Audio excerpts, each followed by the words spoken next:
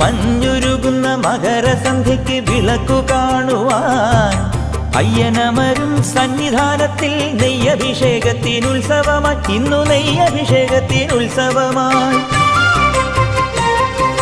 പാലഭിഷേകം ചെയ്യുവാനായി പൗർണമിരാവും വന്നില്ലേ, പാലഭിഷേകം ചെയ്യുവാനായി പൗർണമിരാവും വന്നില്ലേ.